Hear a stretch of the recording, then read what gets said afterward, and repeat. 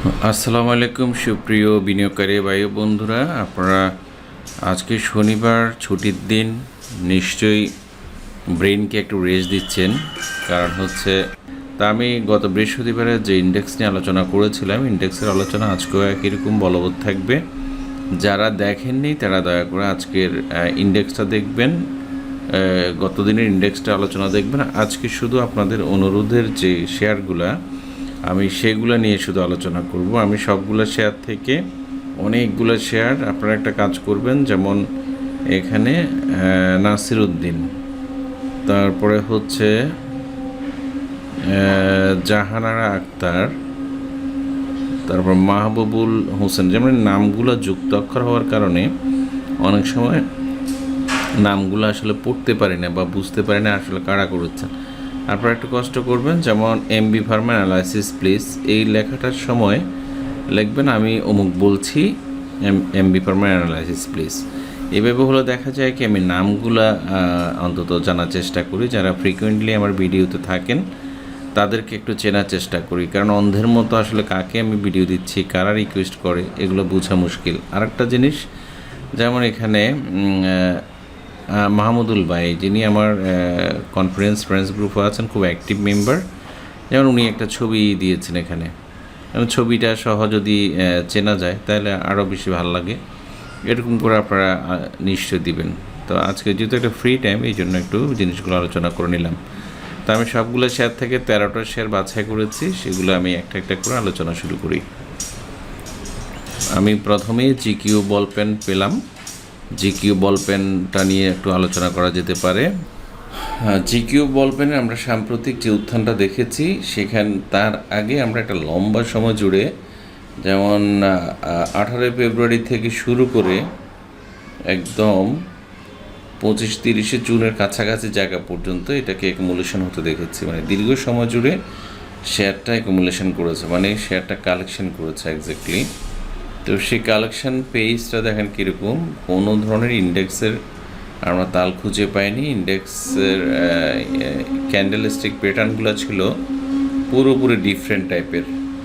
তো যেটার কারণে আমরা বুঝতে পারি না যে কখন ঊর্ধ্বগতি হবে, কখন নিম্নগতি হবে। তবে এখানে একটা জিনিস উল্লেখযোগ্য, সেটা হচ্ছে নিচে যদি আমরা তাকাই, যেখানে এখানে ভলিউম বার দেওয়া আছে, ভলিউম বারগুলোতে আমরা হঠাৎ করে দেখেছি যেখানে ব্রেকআউট হয়েছে 25 জুনে, সেই ক্যান্ডেলস্টিক প্যাটার্নে থেকে শুরু করে লাল যদিও হয় ভলিউমগুলো, তারপরে কিন্তু একটা অ্যাভারেজ ভলিউমের চাইতে কিছুটা ভলিউম বাড়ে। তখন আমরা বুঝতে পারি যে হ্যাঁ, লো পেড শেয়ারগুলোতে হয়তো একটা চেঞ্জেস আসতেছে। সেই চেঞ্জেসগুলো দেখেন এর পরবর্তী ধাপগুলো ছিল এরকম। তো পতনেও কিন্তু আমরা ভলিউম দেখতে পাচ্ছি। একটা শেয়ার উত্থান হলে পতন হওয়াটা খুবই যুক্তিযুক্ত, কারেকশন করে করে উপরে যাওয়া, নিচে যাওয়া। তো এই টাইপের শেয়ার বাছাই করার আগে নট অনলি আমি লো পেড শেয়ার বলছি, ফান্ডামেন্টাল শেয়ারের ক্ষেত্রেও একই কথাটা প্রযোজ্য। আমরা ফার্স্ট অফ অল যখন র্যালি পাচ্ছি, সেই র্যালির মধ্যে আমরা একটা জিনিস খুঁজে বের করার চেষ্টা করব, সেটা হচ্ছে এইটার সর্বনিম্ন কত প্রাইস পর্যন্ত গিয়েছিল, সর্বোচ্চ কত প্রাইস থেকে সেটা গিয়েছিল। তাহলে আমরা এখানে দেখতে পাচ্ছি এটা 250 টাকা থেকে শুধু 55 টাকা, প্রায় 200 টাকার একটা গ্যাপ নিয়ে একটা র্যালি ছিল। সেই র্যালিটা ধীরে ধীরে ধীরে ধীরে কারেকশন করেছে একদম দীর্ঘ সময় জুড়ে বলবো। সেটা হচ্ছে গত 2020 29 জুন থেকে আমরা যদি ধরি, সেটা হচ্ছে 23 9 মার্চ, প্রায় 3 বছর জুড়ে যে উত্থানটা হয়েছিল, সেই উত্থানটার কারেকশান হয়েছে। তো এই উত্থানের কারেকশানের পরে আমরা বিভিন্ন সময় উঠানামা দেখেছি, সাইডওয়েজ মুভমেন্ট দেখেছি। বড় একটা সময় একটা বড় রেলি দিয়ে একটা সাইডওয়েজ মুভমেন্ট ছিল, যেমন এই জায়গাগুলোতে একটা বড় ধরনের একটা সাইডওয়েজ ছিল। মাঝে মধ্যে একটু ব্রেকআউট হয়েছে, কিন্তু সেটা সাস্টেন করেনি। তো এবার যেটা সাস্টেন করেছে সেটা বেশ উল্লেখযোগ্য। তো সেই জায়গাটায় আমরা যদি খেয়াল করি, শেয়ারটা সর্বনিম্ন মোটামুটি 76 টাকা পর্যন্ত এভারেজটে 55 টাকা থেকে বেড়েছিল, 76 পর্যন্ত এসে এটা 154, তারপরে হচ্ছে 105, আবার 190, এইভাবে করে বিভিন্ন সময় আপ ডাউন করে এখন ফাইনাল ডেস্টিনেশনের দিকে আগাচ্ছে। তা আমরা ধরে নিচ্ছি শেয়ারটা মোটামুটি আগের জায়গাটাকে টাচ করবে, 250 টাকা অ্যাটলিস্ট টাচ করবে। সেই টাচিংয়ের আগে শেয়ারটা কারেকশান হয়ে নিচ্ছে, দম নিচ্ছে। কারণ হচ্ছে আমরা এখন মার্কেটে এখনও পর্যন্ত লো পেড শেয়ারগুলোকে বেশি দাম বাড়তে দেখছি, পাশাপাশি ব্যাংক লিজিংও বাড়ছে, ওষুধ সেক্টরেও লো পেডগুলো বাড়ছে বেশি, প্রতিটা সেক্টরে বাড়ছে। তো এইভাবে করে শেয়ার সিলেকশন করবেন। আর এখানে যদি আমরা জিকিউ বল পেনকে আমরা যদি হিসাবে ধরি, তাহলে এটা কতটুকু কী হয়, এটা 50% কারেকশন হলো 92 পর্যন্ত হওয়ার কথা, অথবা 61.8% পর্যন্ত হলে 84 পর্যন্ত কারেকশন হওয়ার কথা। আগামী দিন যদি এখানে আরেকটা গ্রিন ক্যান্ডেল তৈরি করতে পারে, তাহলে আমরা ধরে নিব যে এটা আবার ঊর্ধ্বমুখীতে যাচ্ছে, অথবা 84 টাকা পর্যন্ত আসার জন্য অপেক্ষা করতে পারেন। এ হচ্ছে জিকিউ বল পেনের মোটামুটি গন্তব্য। আমরা পাশাপাশি এগুলোকে একটু সেভ করে রাখতে পারি। তারপরে সেকেন্ড অপশানে আছে Gemini Sea Food. Gemini Sea ফুডের ক্ষেত্রেও আমি একই রকম কথা বলবো, যেহেতু অনেক উপর থেকে শেয়ারটা বেড়েছে 965 থেকে। কী কারণে শেয়ারটা একেবারে 200 ঘরে চলে আসলো, সেই কারণটা আসলে জানা প্রথমে দরকার। এটা কি ফান্ডামেন্টালের কারণে হয়েছে, রাইট ইস্যু হয়েছিল, নাকি অন্য কোনো ঘটনা? তো সব ঘটনা ফান্ডামেন্টাল আসলে এখানে বলা সম্ভব হয় না। আপনারা আপস অ্যান্ড ডাউনস দেখবেন, আপস অ্যান্ড ডাউনসের মধ্যে কত পার্সেন্ট বাড়ছে, সেই পার্সেন্টের পর কতটুকু কারেকশান হবে।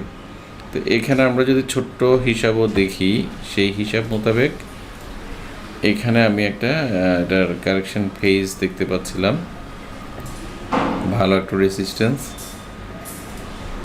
এখন ক্রিয়েট করা আছে এটাতে, সেটা হচ্ছে 200 টাকার কাছাকাছি। তো 200 টাকার কাছাকাছি যদি যেতে হয়, শেয়ারটাকে আরও কিছু রেসিস্ট্যান্স বা বাধা পার করতে হবে। সেই বাধাগুলোর মধ্যে একটা বাধা সে অলরেডি পার করে ফেলেছে, সেটা হচ্ছে এই জায়গাটা, যেটাকে যদি আমরা টেনে দিই তাহলে আমরা দেখতে পাচ্ছি এইখানে যে সময়টা জুড়ে এই শেয়ারটা কিছুটা আপ ডাউন করে তারপরে নিচের দিকে এসেছিল, এখন সেই জায়গাটায় এসে একই ঘটনা ঘটাচ্ছে। এখানে 3 দিন কারেকশন করে আবার ওঠার চেষ্টা করেছে, রেসিস্ট্যান্সটা ব্রেকআউট করার চেষ্টা করছে। তো রেসিস্ট্যান্সটা ব্রেকআউটের আগে আমরা এখানে দেখতে পাচ্ছি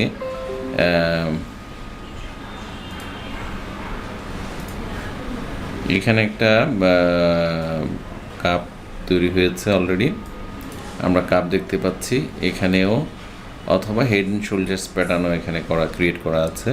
তারপরে এটা কি এরকম করে উঠবে, নাকি এখানে উঠে তারপরে রিটেস্ট করবে, সেটা আগামী দিন কি ক্যান্ডেল করে সেই চরিত্রটাই আমরা বুঝতে পারবো। তবে ইনভার্টেড হেড অ্যান্ড শোল্ডার্স প্যাটার্নও তৈরি হতে পারে।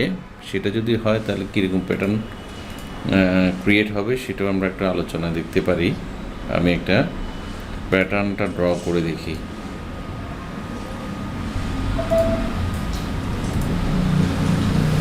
আমরা যদি এটাকে লেফট শোল্ডার্স হিসেবে কাউন্ট করি, তাহলে এখানে একটা হেড চলে আসে। এটা যদি রাইট শোল্ডার্স হিসেবে চিন্তা করি, তাহলে আমরা এখানে যদি এই পর্যন্ত যদি শেয়ারটা কারেকশান হয়, এতটুকু কারেকশান হওয়ার সম্ভাবনা কম। আমরা যদি এখানেও ধরি 147, না ভুল হচ্ছে, সরি, আঁকাতে ভুল হয়েছে, ধরাতে ভুল হয়েছে আর কি। আমি আবারও চেষ্টা করছি।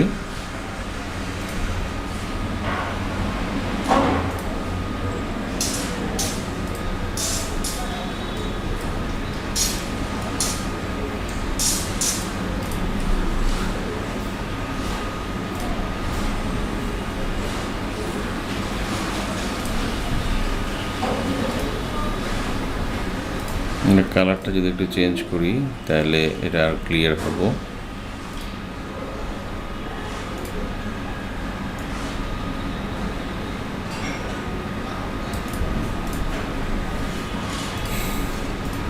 তাহলে আমরা কাপ অ্যান্ড হ্যান্ডেল প্যাটার্নও ক্রিয়েট করতে পারে। এটার পাশাপাশি আমরা দেখতে পাচ্ছি এটা হেড অ্যান্ড শোল্ডার্স প্যাটার্ন তৈরি করতে পারে। তো হেড অ্যান্ড শোল্ডার্স প্যাটার্নের যে বৈশিষ্ট্য, সেই বৈশিষ্ট্য অনুসারে তার রাইট শোল্ডার্সটা সে আসলে কোথায় শেষ করছে। যদি এখন রাইট শোল্ডার শেষ করতে আসে তাহলে অ্যাটলিস্ট আমরা ধরে নিব যে 142-43 টাকা পর্যন্ত কারেকশান হয়ে তারপরে বাড়বে, অথবা একটু উপরেও হতে পারে। 145 আমরা স্ট্যান্ডার্ড ধরে নিলাম, তাহলে 145 পর্যন্ত যদি এটা সাপোর্ট নেয় সেক্ষেত্রে যদি বাড়ে তাহলে কিন্তু এটা টার্গেট হয়ে যাবে একেবারে 200 টাকা। তাহলে এইভাবে করে চিন্তা ভাবনা করলে তাহলে আপনি শেয়ার নিয়ে দ্বিধাদ্বন্দ্বে পড়তে হবে না, কোথায় স্টপ লস দেবেন, কোথায় টার্গেট সেট আপ করবেন, সব কিছু সেট আপ করে আসলে বাজারে আপনার ইনভেস্টমেন্টে যাওয়া উচিত। এই শেয়ারটাতে এখন আপনি যদি বলেন যে এই শেয়ারটাতে আমি কী করবো, এই শেয়ারটাতে দুইটা পসিবিলিটিজ আছে। একটা হচ্ছে 145 টাকা আসার জন্য অপেক্ষা করতে হবে, যেহেতু গতদিন গ্রিন ক্যান্ডেল ক্রিয়েট করেছে, আবার এখানে ব্রেকআউটের জন্য অপেক্ষা করতে হতে পারে। ব্রেকআউটের জন্য অপেক্ষা করেও কিন্তু কারেকশন হতে পারে, তখন হেড অ্যান্ড শোল্ডার্স প্যাটার্নের চরিত্রটা চেঞ্জ হবে, শুধু আর কিছু না। এই হচ্ছে আমাদের জেমিনি সি ফুড।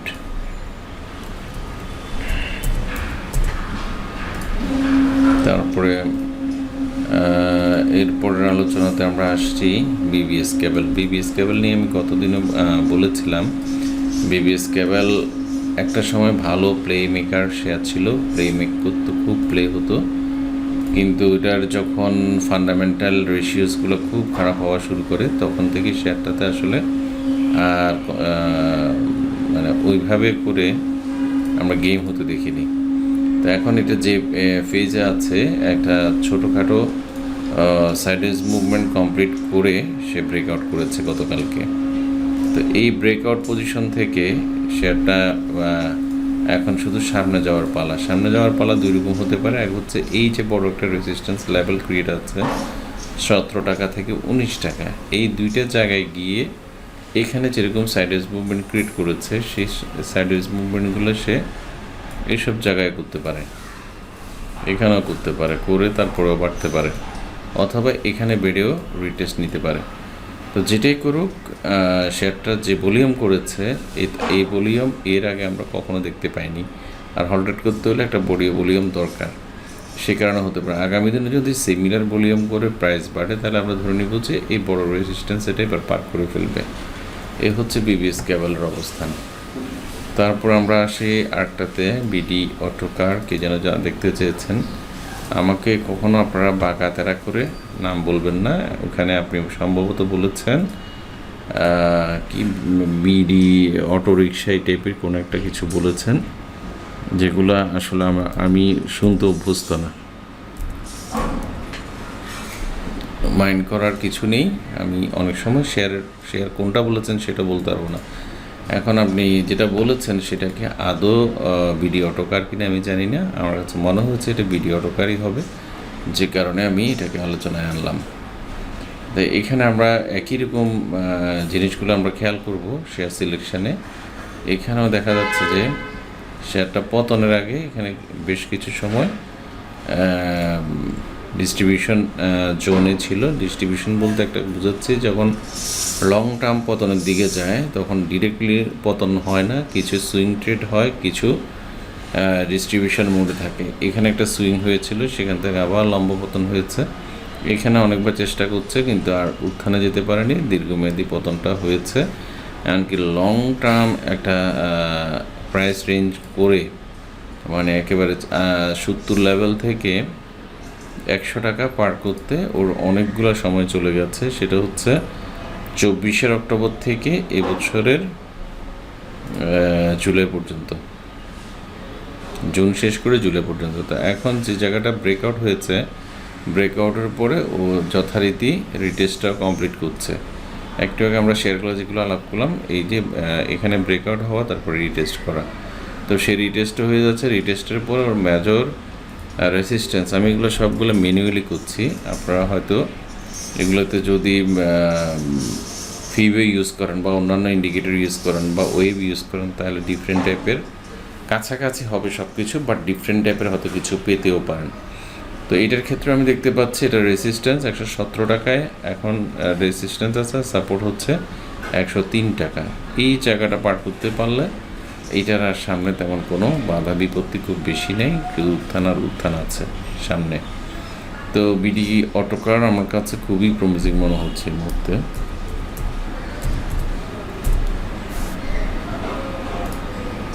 তবে লো পিট চাঙ্কের ক্ষেত্রে একটা জিনিস খেয়াল করা দরকার, এই যে ভলিউমগুলো হচ্ছে, এই ভলিউম যখনই লো হয়ে যাবে তখন আপনি ধরে নেবেন যে এই শেয়ারগুলো থেকে মামুরা বেরিয়ে যাচ্ছে।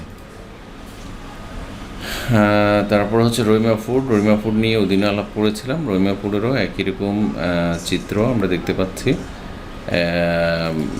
ব্রেকআউটের পরে রিটেস্ট, ছোট্ট একটা রিটেস্ট করে এখন আবার প্রাইস আপে যাচ্ছে।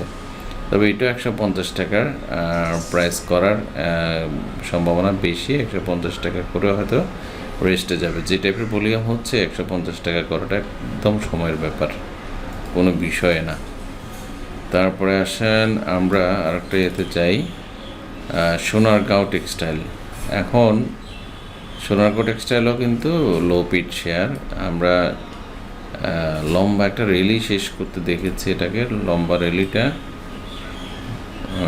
অনেকটুকু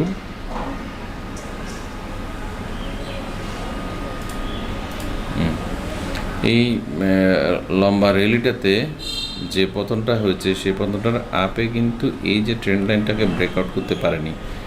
তাহলে আমরা এটা দেখতে পাচ্ছি হায়ার, এখানে যে হাইটা করেছে এখানে হায়ার লো করেছে। এই হায়ার হাই এবং হায়ার লোয়ের মধ্যে এই যে ছোট্ট একটা আপ নেওয়ার চেষ্টা করছিল শেয়ারটা, কেন যে শেয়ারটা বাড়তে পারছিল না এটা আমরা জানি না। যেহেতু লো পিট শেয়ার, আসলে অনেক কিছু জানা পসিবল হয়ও না। তো সেক্ষেত্রে দেখা যাচ্ছে যে এই শেয়ারটাতে 32 টাকা থেকে 40 টাকার কাছাকাছি জায়গায় একটা প্রাইস রেঞ্জ করে আগাচ্ছে। এখন এটাকে ব্রেকআউট করতে হবে। 48-39 টাকায় ব্রেকআউট করলে একটা সম্ভাবনা থাকে, অথবা ব্রেকডাউন হলে 32 টাকার নিচে 32 টাকায় স্টপ লস মেরে দিতে হবে, কিন্তু তখন কিন্তু অনেক নিচে চলে যাবে। তো লো পিট হলেও এই শেয়ারটা ওইভাবে করে আসলে বাড়েনি। বাড়তে হলে এই দুইটা পজিশনিং দরকার, কোন দিকে যাবে এটা নির্দেশনার জন্য। আসলে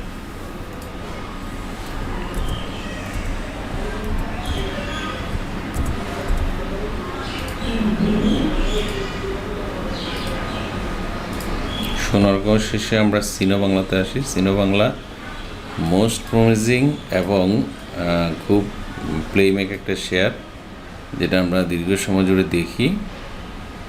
তো সেই জায়গাটাতে একটা জিনিস খেয়াল করার ব্যাপার আছে। এখানে অনেকগুলো পিপো হয়ে গেছে, আমি একটু পিপো কমিয়ে দিলাম। এটার হাই এবং লোটা আমরা আগে নির্ধারণ করি। হাই এবং লো যদি নির্ধারণ করতে হয় তাহলে আমরা ফার্স্ট অফ অল যে পিভোটা ড্র করেছিলাম, এই পিভোটা সেটা হচ্ছে 93 টাকা 94 টাকার কাছাকাছি, আর হলো 30 টাকা। দেখেন 93 টাকা থেকে 30 টাকা একটা শেয়ার চলে এসেছিল। সেই শেয়ারটা ধীরে ধীরে বাড়ছিল। সে বাড়ায় স্টার্ট করেছে 24 অক্টোবর থেকে, বেড়ে সে মোটামুটি 25 মার্চের দিকে গিয়ে আবার একটা কারেকশন ফেজ ক্রিয়েট করেছে। এখন আমরা ধরে নিব যে সম্প্রতি সময়ে তার অবস্থানটা কোথায়। এই যে রিসেন্টলি যে কারেকশন ফেজটা শেষ করেছে সেখানে একটা অ্যাকুমুলেশন এরিয়া ক্রিয়েট করেছিল। এরিয়াটা ছিল 36 টাকা থেকে 40 টাকার মধ্যে। বর্তমানে বড় একটা রেজিস্ট্যান্স পার করে সে অলরেডি রিটেস্টটা কমপ্লিট করে ফেলেছে। রিটেস্ট কমপ্লিট করার পরে যে ক্যান্ডেলস্টিক প্যাটার্নটা তৈরি করেছে সেটাকে আমরা ওয়ান কাইন্ড অফ ব্রেকআউট বলতে পারবো। যেহেতু এনগালফ করেছে, এখন শেয়ারটার আসলে উপরের দিকে যাওয়ারই পালা। যে ভলিউমও করেছে আমরা ধরে নিচ্ছি এটা আগামী দিন থেকে তত্তর করে উপরের দিকে যাবে। তো সে উপরের দিকে গেলে তাহলে তার বাধাগুলো কোথায় কোথায় আছে। সম্প্রতি এটা 46 টাকার খুব কাছাকাছি একটা জায়গায় বাধা আছে, 48-এর বাধা আছে। এটা যারা ডে ট্রেডিং করেন তাদের ক্ষেত্রে প্রযোজ্য, অথবা 51 টাকা পর্যন্ত অপেক্ষা করবেন। তবে আমি এটা টার্গেট ফিক্স আপ করেছি 54 টাকা। একেবারে 54 টাকার আগে আমার মনে হয় না এই শেয়ারটা খুব রিসেন্টলি থামবে। তো শেয়ারটা আমার কাছে ভালোই মনে হয়েছে। যারই সিলেকশন থাকুক, শেয়ারটা ভালো হয়েছে সিলেকশন। এরপর হলো বেঙ্গল ইনশোর। আমরা সম্প্রতি প্রতিটা ইঞ্জিনিয়ারিং সেক্টরের শেয়ারকে আস্তে আস্তে করে বাড়তে দেখছি। তো যেমন কেডিএস কিন্তু আগে বেড়ে গেছে, তারপরে এখন আনোয়ার গ্যালভানাইজিং, আপ্তাবটো, তারপরে বিডি অটোকার, এই টাইপের অনেকগুলো শেয়ারের দাম বাড়ছে। এটার পাশাপাশি বেঙ্গল ইনশোরও যেহেতু ফান্ডামেন্টাল নাহি অথবা কপারটেকের মতো অনেকটা ওই স্টাইলের শেয়ার, যেটার কারণে এটা লো পেডের সাথে আসলে ম্যাচ করছে না, লো পেডের সাথে যাচ্ছে না। তো লো পেডের সাথে না যাওয়ার কারণে কিন্তু শেয়ারটার দাম খুব বেশি একটা বাড়ছে না। আপনার যদি হোল্ডিংসেও থাকে তাহলে আমি বের হয়ে যান এই কথাটা বলবো না, বা আপনি ধরে রাখেন সে কথাটা বলবো না। এটা একটা প্রাইস রেঞ্জিং এরিয়ার মধ্যে আছে, 20 টাকা থেকে 17 টাকার মধ্যে ঘুরপাক খাচ্ছে। যতক্ষণ পর্যন্ত 20 টাকা পার না করবে, এখানে একটা শক্ত রেজিস্ট্যান্স আছে, ততক্ষণ পর্যন্ত আমরা এটাকে আপ চিন্তা করতে পারছি না। আর এটা রিসেন্টলি সাপোর্ট হচ্ছে 18 টাকা 80 পয়সার পরে 17 টাকা, 2 টাকা নিচে কিন্তু এটার সাপোর্ট আছে। সেই সাপোর্ট যদি কোনো কারণে ভেঙে যায় ট্রেন্ড লাইন সহ, তাহলে কিন্তু একটা বিপদ আছে। তো এটাতে সাবধানে ট্রেড করার জন্য আমার রিকোয়েস্ট থাকবে। নর্মালি এই টাইপের শেয়ার আমার পছন্দের তালিকা থাকে না। এই হচ্ছে আমার এটার বেঙ্গল নিয়ে কথা।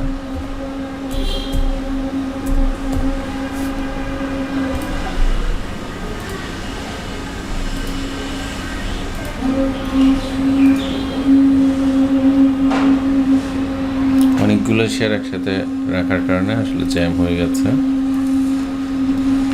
আমরা পিছনের দিক থেকে আসি এখন। ব্র্যাক ব্যাংক নিয়ে আমি আগেও কথা বলেছি, এখানে কাপ অ্যান্ড হ্যান্ডেল তৈরি করতে পারে, বাট কাপ তৈরি করলেও হ্যান্ডেল তৈরি করেনি। হ্যান্ডেল তৈরি না করার পেছনে কারণ হচ্ছে সে ব্রেকআউট পয়েন্টে ছিল, সে এখন ব্রেকআউট করেছে। ব্রেকআউট করে এখন রিটেস্টে আসার একটা পসিবিলিটিস আছে, তবে কত টাকা থেকে সে ব্যাক করতে পারবে সেটা দেখার জন্য হলো প্রিভিয়াস হিস্ট্রিতে যেতে হবে। আমরা এখন এটার 65-66 টাকার যে একটা রিউমার বাজারে আছে, সেই রিউমারটা এখন আর রিউমার নাই, এটা সত্যতে পরিণত হয়েছে। 65-66 টাকা থেকে শেয়ারটা কারেকশান হয়ে 57-58 টাকা এসে তারপরে এটা আবার উত্থানে যাবে। এটা নিয়ে আমার একটু আলোচনা, এর বেশি কিছু না।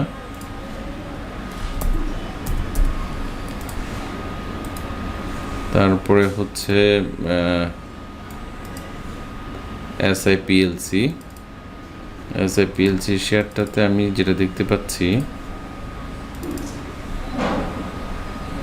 এটার যদি হিস্ট্রি দেখি তাহলে দেখা যায় যে এটার আপ অ্যান্ড লোর মধ্যে ফারাকটা হচ্ছে অনেক। 36 টাকা এটার লো, আর হাই ছিল প্রায় 93 টাকা।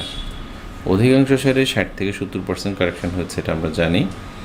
এখন এই 36 টাকা থেকে শেয়ারটা এখন 50 টাকা, তাহলে আমরা যে 15 টাকা দাম বেড়েছে এটাকে আমরা কম বলবো না, আসলে বেশিই বলবো।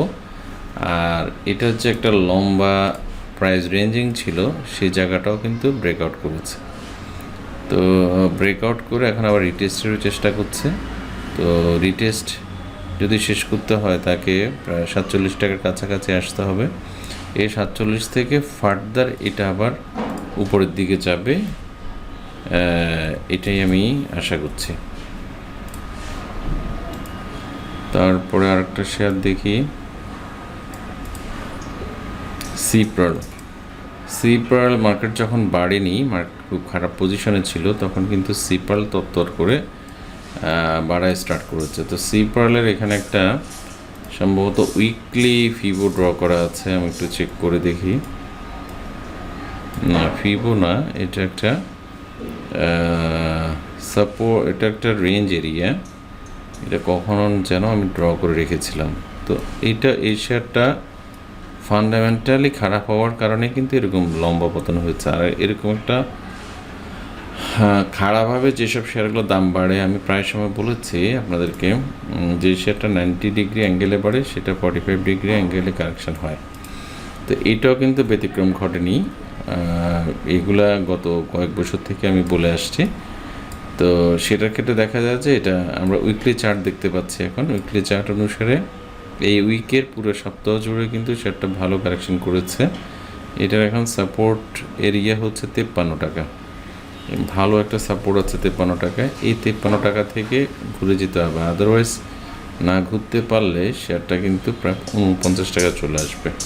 তো সিপ্রল যাদের কাছে আছে ওরা যেহেতু এখন কারেকশন পেজে আছে, একটু সাবধানতা অবলম্বন করবেন, যেহেতু ভলিউম সহ কারেকশন হচ্ছে। নিচে ভলিউমটা খেয়াল করতে হবে, লাল ক্যান্ডেল যতগুলো এখানে ভলিউম কিন্তু গ্রিন ক্যান্ডেল চাইতে বেশি, তার মানে ভালো আপলোড হচ্ছে।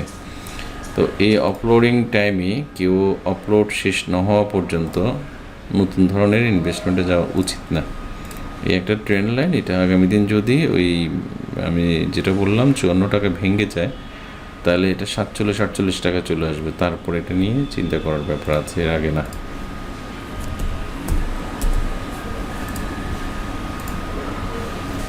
তারপর হচ্ছে আমান ফিড নিয়ে জানতে চেয়েছেন। আমান ফিড ও লো ফিড শেয়ার, আগে ফিড সেক্টরে ন্যাশনাল ফিড, আমান ফিড এগুলো কিন্তু ভালোই আগে প্লেমেক হতো।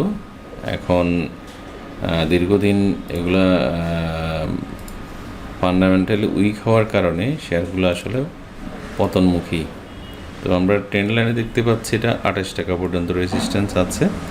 28 টাকা পার করতে পারলে নতুন উচ্চতার একটা হিসেব কিতাব হবে। তার আগ পর্যন্ত এখনও যে প্রাইস রেঞ্জ এরিয়া ছিল সেই এরিয়াটাকে ঠিকমতো আসলে ওভারকাম এখনও করতে পারেনি, কারণ আমরা এখানে একটা ভালো ধরনের রেজিস্ট্যান্স দেখতে পাচ্ছি। পুরো এরিয়াটাই হচ্ছে 26 টাকা থেকে 23 টাকার মধ্যে। এই 3 টাকার রেঞ্জটা পার করতে পারলেই 28 টাকা, তবে 23 টাকার পরেও একটা এন্ট্রি হতে পারে 28 টাকা পর্যন্ত। 28 টাকার পরে আসলে এটার অ্যাকচুয়াল খেলাটা আমরা হবে চিন্তা করছি। তো যেহেতু এখন লোপের জাঙ্ক চলছে, এই শেয়ারগুলো ধীরে ধীরে কিন্তু উত্থানের দিকে চলে যাবে।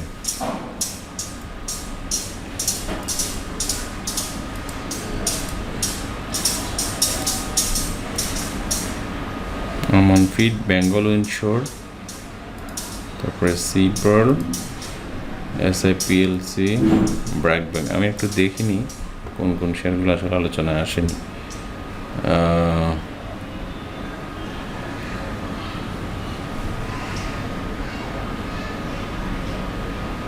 সিনোবাংলা হয়েছে, সোনারগাঁও হয়েছে, বিছাচারি,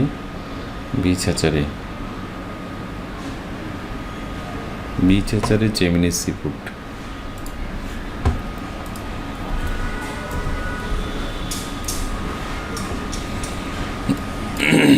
বিছাচারি, জেমিনিকে আমরা আলাপ করেছি কিনা আমার মনে পড়ছে না।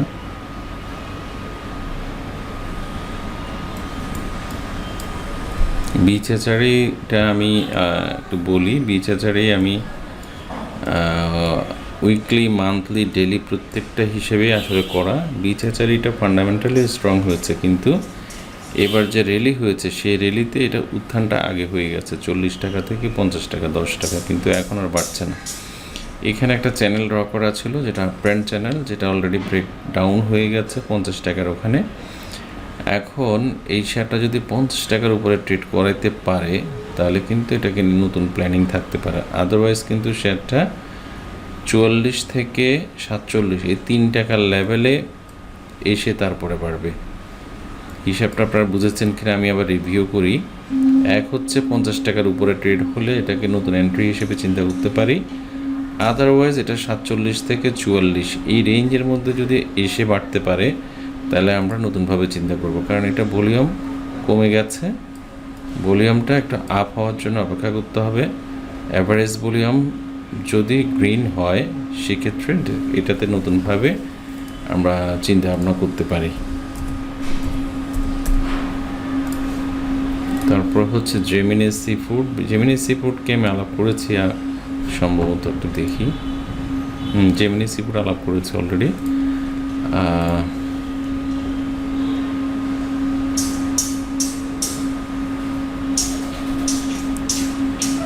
MB Pharma,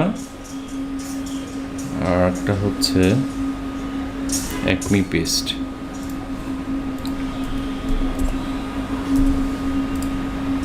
MB pharma, Acme paste. দেখেন, অ্যাকমি পেস্ট নিয়ে আমি অনেক আগের কথা, এটা 3-4 মাস আগে আমরা কিন্তু এই জায়গাগুলোতে কয়েকটা সুইংয়ে আমরা কিন্তু প্রফিট করেছি, তখন কিন্তু মার্কেট অত ভালো ছিল না। তো যেহেতু এটা স্লো, অনেকেই অপছন্দ করে শেয়ারটা, যেটার কারণে আমি আসলে অ্যানালাইসিস দিতাম না, আমি নিজের মতো করে ট্রেড করে নিতাম। কারণ হচ্ছে এখানে যে একটা রেঞ্জ ক্রিয়েট করেছে, আমরা এই জায়গাটায় এই রেঞ্জের মধ্যে দীর্ঘদিন ছিল, সেটা হচ্ছে 6 অক্টোবর থেকে একেবারে 30 এপ্রিলে 2025 পর্যন্ত। সেই জায়গাটা কারেকশান শেষ করে এখন সে আবার যাচ্ছে। আমরা যদি এই অ্যাকুমুলেশন জোনটাকে এক্সটেনশন করি, তাহলে দেখা যাচ্ছে যে সে এখনও সেই অ্যাকুমুলেশন জোনের মধ্যে আছে। তবে যে টাইপের র্যালি করে বাড়ছে, যে টাইপের ভলিউম করে বাড়ছে, আমরা একদম আশাবাদী এটা এখন ব্রেকআউট হবে।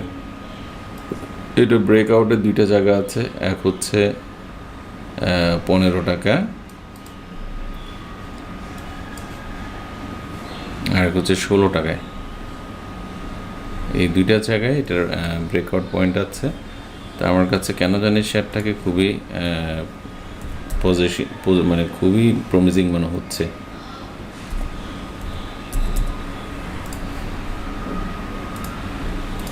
তারপর হচ্ছে এমবি ফার্মা, যেহেতু বড় শেয়ার, অনেকে আসলে এটাতে ট্রেড করতে পারে না। এমবি ফার্মা এখনও এটা 800-900 টাকার ঘরে আছে, দীর্ঘ সময় জুড়ে কিন্তু একই রকম জায়গায় আছে। অনেক বছর জুড়ে এই শেয়ারটা আসলে প্রাইস কমছে না, বরঞ্চ বাড়ছে। যেহেতু এগুলো ফান্ডামেন্টালি ওষুধ কোম্পানির শেয়ারগুলো, দাম সবসময় বাড়তে থাকে, এমনকি একটা জায়গার মধ্যে থাকার চেষ্টা করে সবসময় দেখি। তো সেক্ষেত্রে আমরা দেখতে পাচ্ছি এটার ব্রেকআউট পয়েন্টের খুব কাছাকাছি গিয়ে ফেরত আসছে। তো এটা 900 টাকা, 930-40 টাকার উপরে যদি ট্রেড হয়, তাহলে আমরা ধরে নিব যে নতুন উচ্চতা যাবে। আদারওয়াইজ এটা এখন অ্যাকুমুলেশন জোনটা শেষ করতে পারেনি আমরা ধরে নিব। কিন্তু এখন যে টাইপের ভলিউম হচ্ছে, যে কোনো সময় এটা শেষ করতে পারে। এটার এখানে যদি আমরা একটা ছোটো ট্রেন লাইনও দিই, তো সেক্ষেত্রে কারেকশানের জায়গা হলো 825 টাকা পর্যন্ত। 25 টাকা কারেকশান সেটাই আপে যাবে। আদারওয়াইজ এখানে যদি ব্রেকডাউন হয়, তাহলে তো আপনারা তা বুঝতে পারছেন। তো ধন্যবাদ, সবাই ভালো থাকবেন।